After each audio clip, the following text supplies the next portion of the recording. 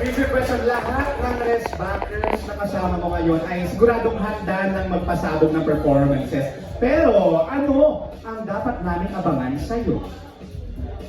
Microphone. Here you go. Here you go, gentlemen. Siguro, I'm blessed and happy na nandito ako sa tawag ng tanghalan kasi dito ako nagsimula. And lahat ng mga experiences along the way, failures along the way, nagamit ko sa mga ibang competition like the Clash and so on and so forth. And siguro dapat abangan, siguro hindi lang ako kasi lahat to mismo merong areglo na panglaban talaga. So siguro feeling ko ako magiging paghahanda ko lang yung tulog talaga kasi alas dati yung yung kalaban ngayon, tulog and pahinga ng boses. So ayun po. Oo, kasi kailangan natin yan. Lalabanan natin yun. Halo-halo yan. Taba. Conditioning ang kailangan. Yes, preparation. Malupitan. Ayan, meron naman tayo dito si Miss Mariel Rose Reyes. Hello, Miss Mariel. Ayan, huli ka namin nakita dito sa entablado ay TNT Year 5, di ba? Oo. Naku, sa tingin mo ba, malaki ang naging improvement mo since then? For me, ano po kasi, tingin ko naman po, pero syempre hindi naman po ako perfecto and syempre meron naman po talaga na mas magaling at mas may mga naging proof katulad nga po ng sinabi ng ating orado na sala po talaga, as inasala talaga yung mga contestants natin. And syempre, sa mga na-experience ko din po, and sa mga struggles din and disappointment, parang struggles din na-experience ko. Siguro dun na lang ako kumukuha ng improvement para sa sarili ko and para sa performance ko. Ayun, ang ganda. Sinubok ng panahon. Tama. Thank you so much, Marian. Next question is for Kim Namenzo. Ayan. Kim, isa ka sa mga sinasabihang Queen of Respakan. Diba? May title pala si Kim. Nakakaramdam ka ba ng pressure dahil ito ang biggest respack na mararanasan mo? There's a lot of pressure. Unfortunately. Pero this time I have a different mindset compared po sa mga dumaan na race battle. Season 3, TNT Duet. So ngayon, gusto kong maging fun lang for me yung experience. Kasi kahit may pressure kasi, ngayon marami akong kakilala, na nakita ko uli, and then na-miss ko kasi yung TNT stage. So, I need this to be a very fun experience. So, tsaka sito naman ako to pass up another opportunity na binigay ng Showtime. This show has given me nothing but a lot of opportunities. So, I love being here. Thank you po. So, ito talaga ang na-open na opportunities ng tawag ng tanghalan. At tama nga yun, no? Siyempre, ilang beses na natin nakita si Ate Kim na laging kabado, laging laban na laban. Ngayon, enjoyment na lang talaga. Thank you so much. Ito pa naman, si Miss Rachel Gabreza.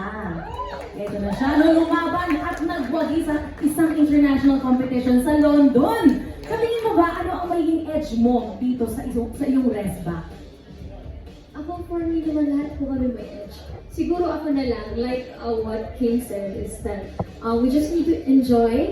Ako, for me kasi, ako talaga, ang inaalala ko na lang is kalabanin yung sarili ko. Kasi kailangan talaga minsan, kailangan natin isipin na hindi kalaban yung mga... Kasi ako, for me, I'm having fun with them. And then, ako, sobrang happy ako to be back here kasi this is the, kumbaga, dito ako nagsimula, this is the beginning. Dito ko nakilala as Rachel Gabreza and I am very thankful kasi andito po ako ulit and yeah, having fun na lang talaga. Diba? Having fun. Ayan. Thank you so much sa ating mga respackers. Kasama nga natin ngayon ang ating friends na always updated, Lorraine. Nandito sila. Ang dami nila. Oo nga, ito ang ating press for today. At syempre naman kay Auntie, marami tayong maririnig mula sa kanila. Tama yan. Excited tayo lahat para sa mga questions ng ating mga press. Pero gusto muna natin na malaman ang saloobin ng ating mga horado.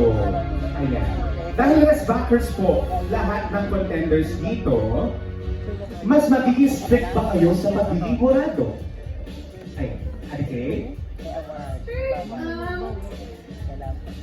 Hindi ko alam kung strict yung tamang word, pero before they perform, we always try to cheer them on and let them know na we are on their side and we want them to give their best performance. So sa bandang stricto, siguro i-review ko rin kung ano ba talaga gusto kong mapanood sa isang outstanding performance. Hindi na masyadong ibibigay yung that was good, that was great. Yung ano ba talaga ang hinahanap ko. Kailangan isipin ko once again, what do I really want to see? And what made them shine at that moment? Yung sa performance lang nila, siguro sa bandang yun, sa performance na kagaganap lamang. Kasi minsan, kino-consider mo ba yung ibang performance or future performances? Hindi. Performance that very moment. Yung moment. Yung moment na yun. Ano ba naramdaman ko at na-experience ko right there and right there. Kumbaga back to zero lahat. Yes, oo. Thank you so much. Strict in the sense na siguro dapat talaga maging strict kasi magagaling kayong lahat. But at the same time, of course, consideration din, di ba? Be very considerate, considering yung sitwasyon na it's still a competition. Yung mga nerves and yung nervyos andyan pa talaga. But at the same time, I also want to see somebody who is going to stand out from all of these amazing artists. Kasi kayong lahat, for me, you are all champions in your respective styles and genre. But we will see kung sino talaga ang stand out. Yun yung gusto ko nga. Yung mararamdaman ko, kasi given na yung boses nasala na kayo So given na yung boses, sino ang makakapagbigay ng kilabot when it comes to performance, when it comes to your overall dating sa tao. So yun nakaka-excited. Stand out naman ang hinahanap ni Sir Jen. How about Sir Omi? Stand na naman ako. Hindi ba yung stand out lang? Sensitive ka sa... Nakakatawa yun. Grabe tawa. Okay. Alam nyo, nakikinig-inita ko lang, no? Na medyo kawawa yung Bong. Kasi parang hindi siya maririnig. Kaya magaling na yung lahat. Wow! So itabi nyo lang siguro. So, paano si Ryan Dang? Wala. Nakatayo lang siya doon. I don't think it will ever be heard because all of you are seasoned performers. You know, in terms of strictness, how can I be strict to people who already know their craft? But I think what you deserve from me is my honesty. I think I need to be honest with how you make us feel when you perform. Minsan kasi dahil magagaling na kayo, it's probably just a matter of who wants it more. Di ba parang sa basketball yan laging sinasabing na yan. Parang they wanted it more, no? Parang napagod na, tinamat na. So what I wish for all of you is the constant energy and just hunger, I suppose, yung na gusto nyo. Kasi kahit alam ko magkakaibigan kayo, pero habang nandiyan kayo sa entablado, hindi kayo magkakaibigan. Kasi isa lang ang mananalo. Tama po ba ako? Isa lang ang mananalo. Tapos noon, friends kayo ulit. That's just the I guess the dynamics of this competition. However, but just the same, it's a very, very exciting time for Tawag ng Tanghalan, and I'm honored to be once again called a Jurado. Thank you for joining. Thank you, Sir Og. Isa-set aside muna natin ang friendship. True. At hindi ba? Hindi. Ay, hindi ba nagkasali? Hindi tayo. Friends pa rin tayo. Pero hindi magagalit ang Gong. Wow. Dahil sobrang galing nila. Sir Louis? Ako naman, to be honest, I don't think I will have to be strict. Because ang gagaling yun eh. But then again, there's this saying na sometimes a runner will stumble. Meaning, on the day of your performance, malay nyo, nakalimutan nyo yung lyrics, o talagang you really went super sharp or super flat, I will call your attention. But I don't expect that kasi ang gagaling nyo na, kaya respakan to So, hopefully, when we are there, judging all of you, make us enjoy Make us enjoy and have fun. And so, let us hear what you can give us so that we will enjoy. But again, and again, if kung may lumang place, tataas yung kinikili. Yan ang masasabi ko. Ayun, thank you so much, Sir Louie. Maraming salamat sa ating magigiting na Horados. Thank you. Ang ganda nito kasi nakakakuha tayo ng mga insights True. nila, Hurado, kung ano ba ang perspective nila, anong hinahanap nila this season. Yes. At saka ngayon pa lang yung 48 press backers natin, nagkakaroon na sila ng idea, di ba? Paano sila mag-prepare for this upcoming competition. Right, Lorraine? Yes, tama po yan. At syempre, bago ang lahat, meron po muna tayong papanoorin para sa ating mga madlang people. Kaya naman, let's watch this.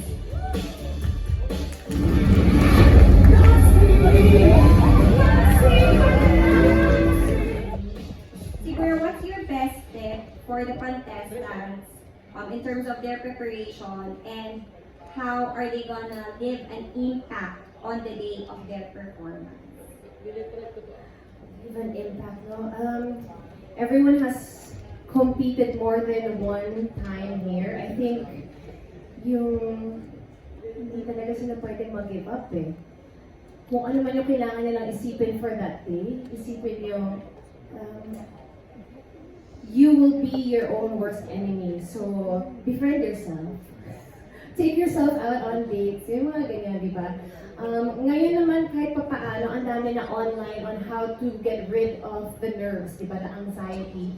So, use those tools and those exercises. Kasi they do work, di ba?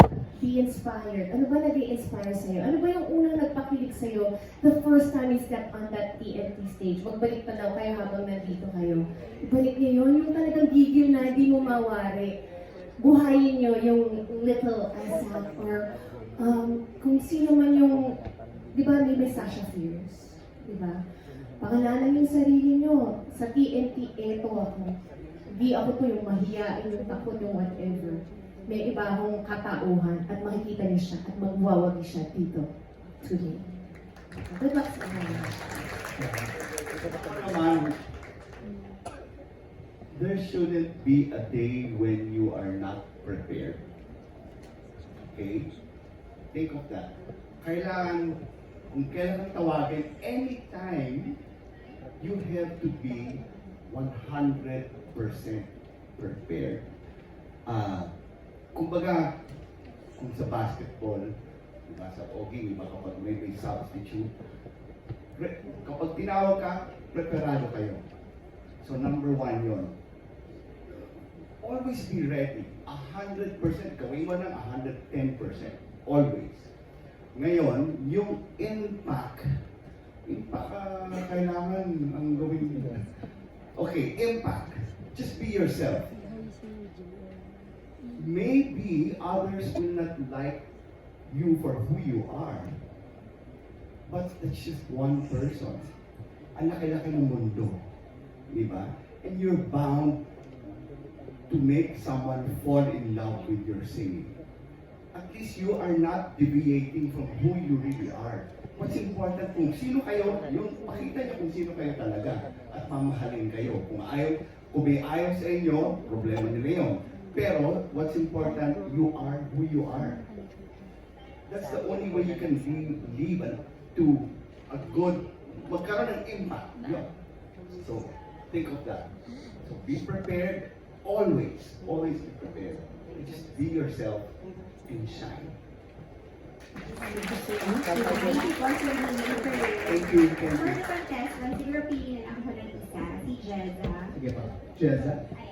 Si Jezza, siguro, what's your biggest fear in this contest and how are you planning to deal with it?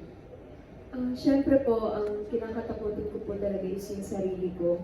Kasi meron pa rin po akong stage fright. Pero nakakaya ko naman po siyang i-overcome ngayon.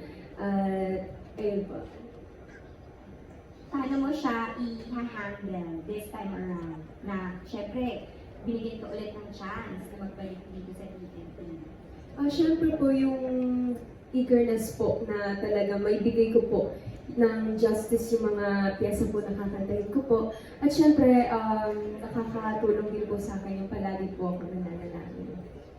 Thank you. Yes, thank you so much, Miss Rachel. Ito naman, meron din tayong katanungan from Miss Giselle Takazon from What's Up PH. Right. So this question po, firstly is for the Horados, specifically for Sir Omi and Sir Louie.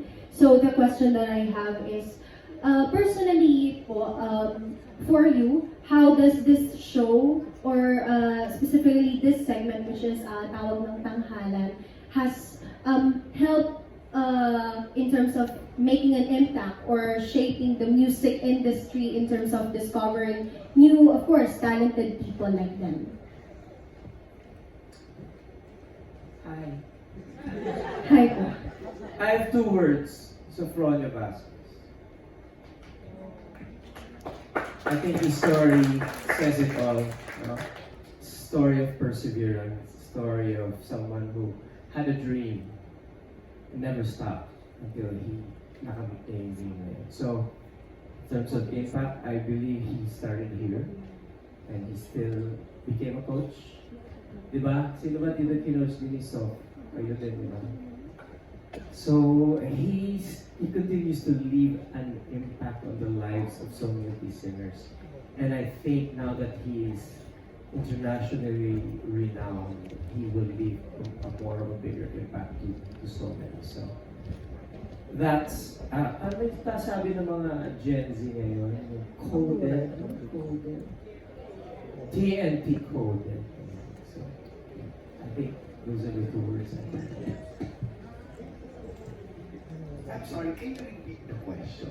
To make it sure po, how does this show, specifically the Tawag ng Tanghalan, has helped making an impact or shaping the music industry, of course, in terms of discovering new talented people like them? Well, number one, I think giving them the chance, exposure, I'll talk about exposure. For people to watch them, okay, and to be heard because of TNT. Because of TNT, they are exposed, they can be watched on television, on a computer. Exposure that's a big thing. Gives them confidence. It makes people know who they are. It makes them shine. Because madidinig pa, si ano pala to, si Isaac or si Enzo. They put the voice and the face together. So this is what TNT did.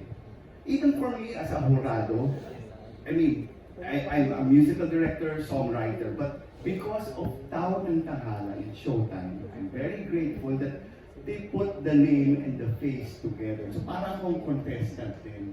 Alam mo yun? So parang, kaya nagkaroon ng impact ng konti. Ngayon, when I work, si Louie Ocampo yan, si Louie.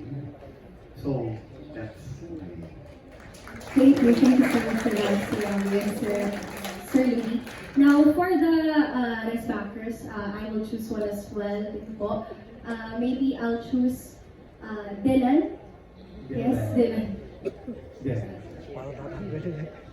Right, so Dylan, for you, how is your experience so far in this show had changed you personally as an artist?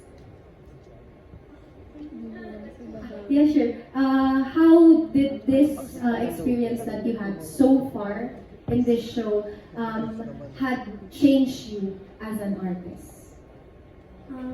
Simula po nung sumali po ako dito, nung nakita ko po yung sarili ko po online na kumakanta, parang dumagdag po siya sa confidence ko na, Dylan, kaya mo pala to. Yun po, dumagdag po siya sa confidence ko and yun po yung nag-push sa akin para po mag-practice po ako at mag-improve. Thank you. Thank you so much. Thank you so much. Yun naman sa mga Thank you. Thank you po from What's Up PH. And now, the mic is yours, Sir Alan Sangkon from Stars Photo. Hello po. Congratulations everyone for being a part of ang Grandas pa. And to the judges. Paano ko lang kay Sir Ogie sa kay Karil. So, sa dami-dami ng mga magagaling na singers sa Pilipinas, bakit po pinili niyong ibalik yung Grand Rest Back kaysa pumili ng mga panibagong-bagong singer po? Why yung Rest Back po? ang nangyayari. I think one of the biggest things talaga na nakikita ko sa grupo to, and sa pagpanood ko kanina, dami na lumalik na memories. Ang galing ng pangarap, ano? Kahit anong talo, hindi mo siya mapapatay. At sila yung testament sa ganun. And I think, dahil marami sa kanila nakasalamuha pa talaga pagkatapos nilang umalis dito, like, naririnig ko rin yung mga kwento nila. And it's sad because when you lose, you have to feel sad. But you get back up and you move on. And that is, diba, the human spirit. Yun talaga yung dapat natin sineselebrate. And why not put them all on the same stage? Kasi ito yung favorite part ko in any season. Yes ba? Yes ba? Baka na. Ito na. Talaga. Ang sarap mapanood eh. Sa panahon na mahirap, talagang sila yung ganyan dapat. Ganyan tayo. They are people to be idolized and recognized and given yet another chance, if they will take it, because we celebrate them every time they are on stage. So they are so worthy of our love and attention. Sir Augie? I have 2 words. Tapos ba yan? Hindi. Sorry, lagi ko babalikan si Sof. Kasi siya ay isang ehemplo ng isang resbacker. Diba? Rumesbak siya sa ibang bansa. Diba? Doon siya nakipagsapalaran. Doon siya lumaban. I think aside from the humongous talent that all of you have, which is given, a lot of people kumakapit din sa istorya nila. Diba? Yung kung saan sila nagaling, yung journey nila. So Fronio's journey is an example na kinapitan ng lahat ng madlang people. And ang exciting na panoorin yun. Babalik kayo. Saan kayo nanggaling? Ano na ba ang mga nangyari sa inyo pagkatapos ng inyong short journey sa TNT or sa The Clash or kung saan man? Ano na ba ang mga nangyari sa inyo? Ano ang bit-bit ninyo ngayon na meron tayong bagong patimpala? Ito, sorry, meron na akong babagitin. You know, one of the greatest, perhaps the greatest singer that I know is my wife.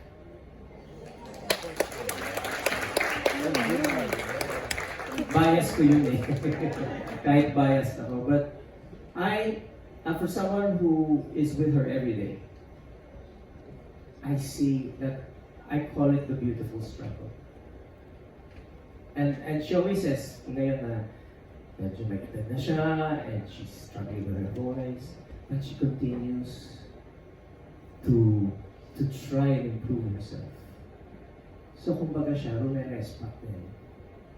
Bumabalik pa rin siya. And it's just isa pagjabi. And it's just because of the sheer love of wanting to perform. Isn't that a great story? So, I wish that upon all of you. Hindi ko alam kung sino pintanong mo, kapatid, pero sorry, kapuso, kapamilya, pala. But, Kapatid, shoutout ko rin yung favorite singer ko, Yael. ay, grabe. Pati mama ko pala. Mama mo. Tsaka yung mama ko. At tsaka yung kapatid ko pala si Zia din. Ikaw na rin. Ako na rin. Saan yung second word? Joke lang po. Yung first word yung second word. Hindi, anong follow-up lang po, sabi niyo sa Sopronio, di ba? Kung hindi ba nanalo si Sopronio sa abroad, kasali ba siya dito sa RESMA? Si Jed ang makakasagot mo. Kasi, Why not? Diba? Why not? The reason why, ang dahilan bakit nandito sila lahat ngayon, aside from if ever si Sopronio, is kasi meron silang something na maibibigay sa tao, and that's their talent. The reason why these amazing talents are on stage right now are here is because meron silang ibibigay, may talent sila, at sobrang kailangan talaga ipakita sa madlang people, buong mundo. And that's what's nice about Tawag ng Tangalan. It's non-stop giving opportunity para sa mga talented mga tao tulad nila. Thank you po. Yung second question ko for the rest, pili na lang rin ako sa masyado.